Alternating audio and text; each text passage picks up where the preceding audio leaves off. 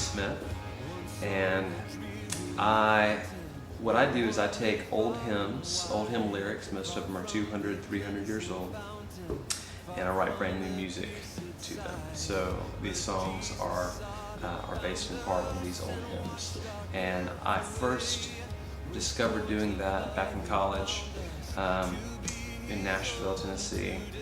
Got involved in a Bible study where that was the main worship music that they were using every week, were old hymns with new tunes. And I was just completely fascinated and completely drawn into these hymns, the way they talk about Jesus, the way they talk about his life, his death, his resurrection, his finished work, and really they spoke more about him than they did about me.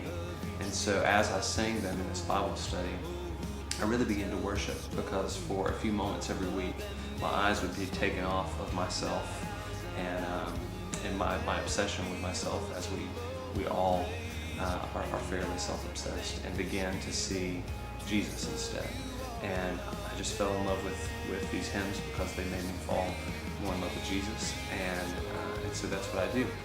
I have a new album called Watch the Rising Day that is also old hymn lyrics, new music, so songs based on hymns.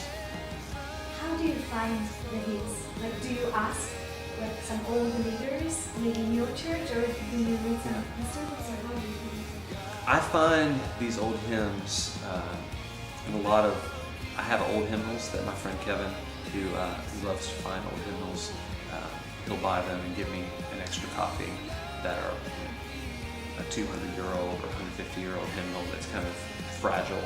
There's also like reprints that I buy, and also just online I'll look.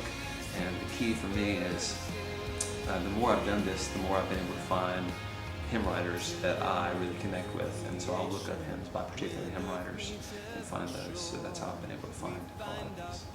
So imagine your music, you get the hymn, and then you just take the text and make completely new tune to it, or you just adjust the tune, or how is it? Yeah, what I do, I take the lyric and base a new song on that lyric. So there's no existing melody that I'm interacting with. And in fact, these hymns weren't written to particular melodies.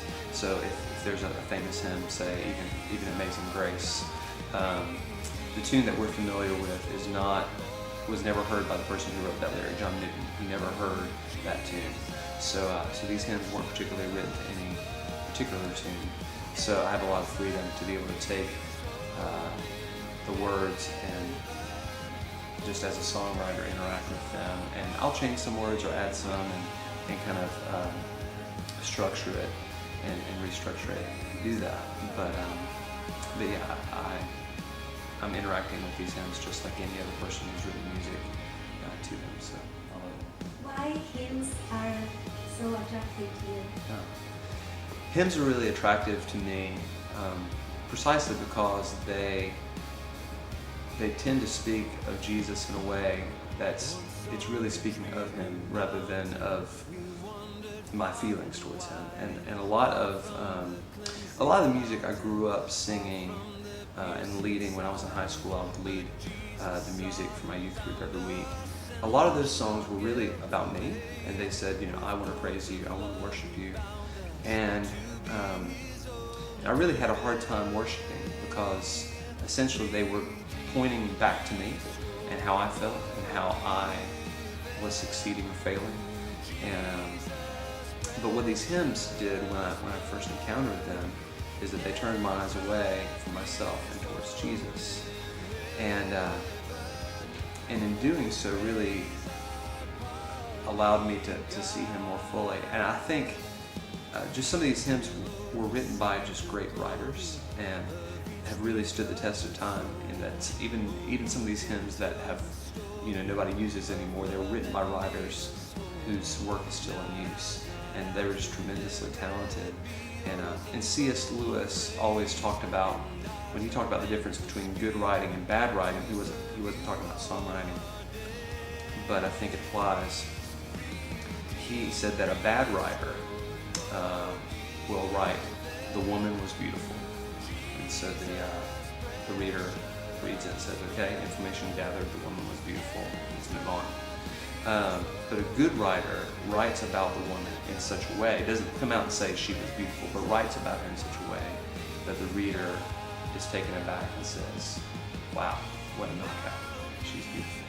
And I think that's what these hymns do. They're so well written, with such depth of emotion and thought and every other aspect of what makes a great song, that they really make me step back and say, wow, Jesus is beautiful. Jesus is someone who I want to worship. And so instead of just singing, I want to worship you, I want to praise you over and over again and hoping that connects, I sing these hymns about Jesus, and they draw that out of me. They make me want to say, I want to praise you, I want to worship you, you're beautiful. Can you tell us more about your new project? Like, Sure. What are the songs? Yeah, my new album is called Watch the Rising Day, and really the theme of it is, what does it look like to live in the tension of this world? Meaning, if you're a believer, you're saved, you're eternally secure, you have been adopted as a son or daughter of God, and that's fantastic. But we live in a broken world where everything is broken. That there's no limit to, it seems, to the brokenness around us and even in us. But we're looking forward to a day that will come where Jesus will return and say, behold, I'm making all things new. So living in that tension of saying, okay, we're already saved, but we're not yet, this whole world has not yet been redeemed. Jesus has not returned to say, behold, I'm making all things new. So that gap, that living in the tension is what this album is about. And I really didn't know that that's what it was about until I started recording it. And it just seemed that the hymns that I'd chosen all seemed to really come together and explore that. And that was a subconscious or unconscious thing, I guess. But because that's where I live in that gap, I live in that tension where I have joy in the Lord, I rejoice in my salvation, but I have broken relationships. I have friendships that have fallen apart in the past few years. I have friends who have gone through divorce, loss of a child, all these incredibly difficult things, and I need to live in that tension. I need to not try to resolve it and pretend like everything's okay, and I also need to not wallow in that brokenness and pretend that Jesus isn't real. So that tension between what we already have and what we're still looking forward to is where I live, and that's really what is the story behind this album. Would you pick some songs and tell us maybe the story, how you found the song, or how was this hymn written, or how did it speak to you? Yeah, there's a hymn on the album called "You Are the Light," words by Charles Wesley, one of the great hymn writers, possibly my favorite hymn writer. And it really speaks of Jesus as the light of the world, and how we live in darkness and we live in those broken places, in that tension. But He is the one who is the light. He doesn't just shine a light. He Himself is the light. And when I saw this text, I was just really drawn to it. It says, Christ whose glory fills the skies, you are the true, the only light.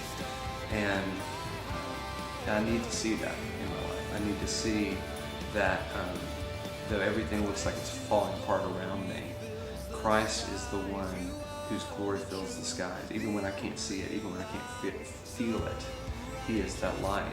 And His light ultimately will dispel the darkness in this world and in my life. Another song on this album is called "Greater Than Our Hearts," and I love it. It's also a Charles Wesley hymn. I love it because it's so counterintuitive to the way our culture thinks and the way we think. The way our culture teaches us how to live. If you watch almost any movie, the theme is follow your heart. and then you'll find happiness. Follow your heart and you'll find personal fulfillment. And when really the Bible says that our hearts are deceitful above all things, meaning our hearts lie to us. Our hearts are really a terrible source of direction, and our hearts will lead us into places where we shouldn't go. But the heart of Christ is the heart that we can trust. We can trust Jesus' heart.